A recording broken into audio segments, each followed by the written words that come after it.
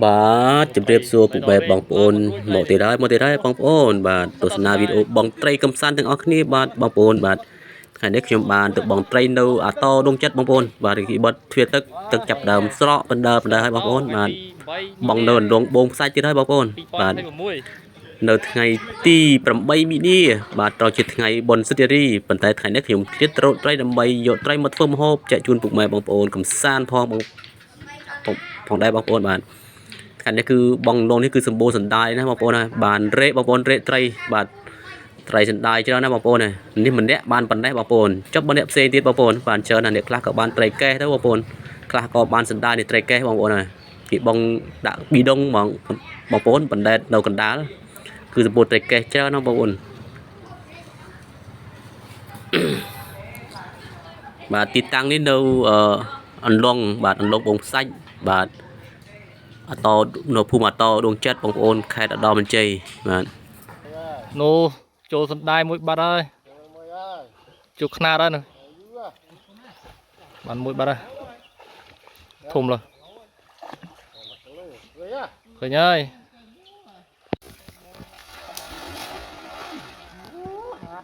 អត់ដល់ទេ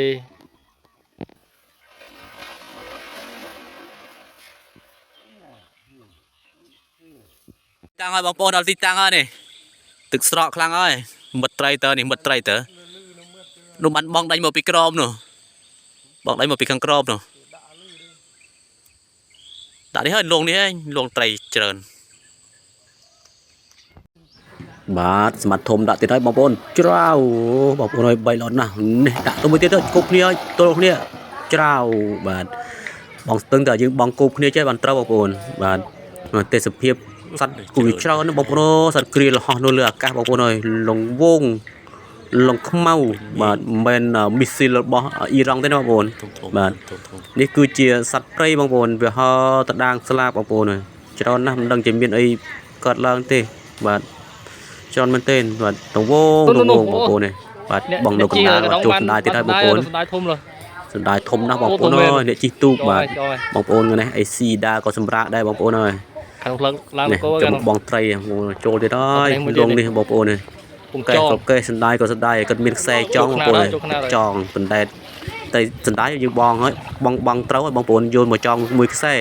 ហើយវាអត់ងាយ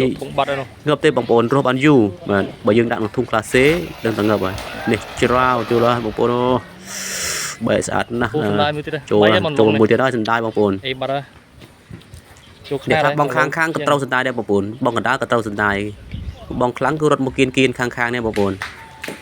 ត្រីធំដែរ1គីឡូ2គីឡូទេខ្លះ2គីឡូសណ្ដាយបាទនេះចូលត្រីកេះត្រីអីនេះសណ្ដាយកេះសណ្ដាយអត់ទេបងប្អូន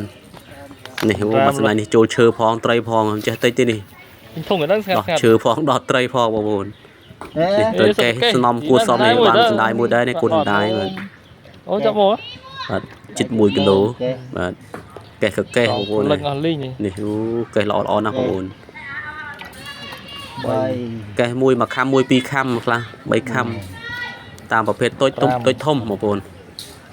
នេះមួយនោះត្រីច្រើនគួរសមដែរបងប្អូនអើយលងនេះបាទអីបាទអង្គធ្វើឆ្ងាញ់ខ្លាំងមកសัตว์ក៏មិនទៅណាឆ្ងាយដែរបងប្អូននៅក្បែរអ្នកបងត្រីនេះបងប្អូនល្អមែនទែននេះកេះពីណាឡើយនេះវាហែលហើឆ្វែលមើលអ្នកបងត្រីបាទអូត្រូវនៅត្រីកេះចូលទៀតហើយដកទៀតហើយបងប្អូនបាទធុងទឹកកកនៅលើបងដកសិនបងប្អូនដល់ដកពេញមួយថ្នាក់ហើយចាំយកទៅដាក់ម្ដងបាទនេះដាក់ទៀតហើយកណ្ដាលច្រាវបាទបកាគូនក៏ចាប់ដើមលឺស្អាតហើយជិតដល់ចូលឆ្នាំហើយបងប្អូនផុតដែរបាទការព្រៃវាលឺចាប់ដើមលឺនេះចូលមួយទៀតហើយសម្បត្តិនេះបាទអត់អូចូលមួយទៀតហើយត្រាក់ញួរទ្រុតនឹងត្រីអីទេ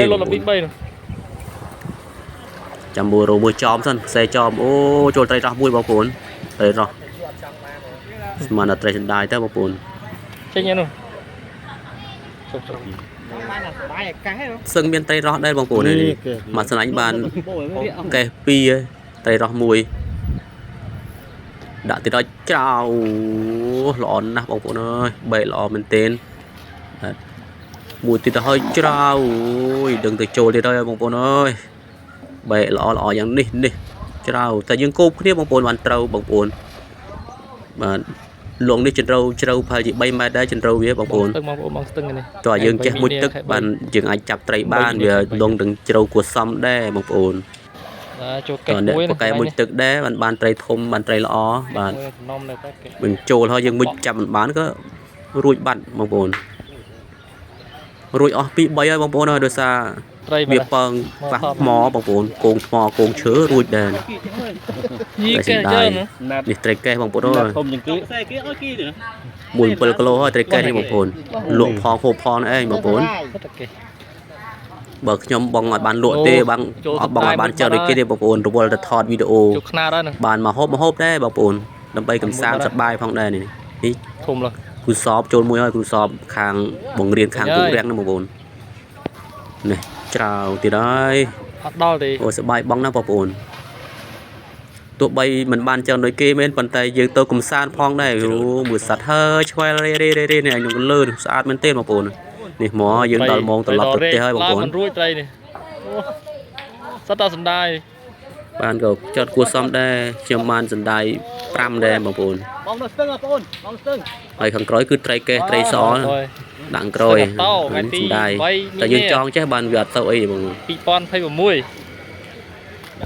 ងាយជាចាប់ដើមងាយហើយដែរនេះ ទៀតបងប្អូន ដល់ម៉ោងត្រឡប់ទៅផ្ទះវិញហើយអ្នកផ្ទះនៅចាំបាទយកទៅស្លមជូរគ្រឿងបាទជូរខ្ទិះអូជាតិណាស់បងប្អូនអើយដែរ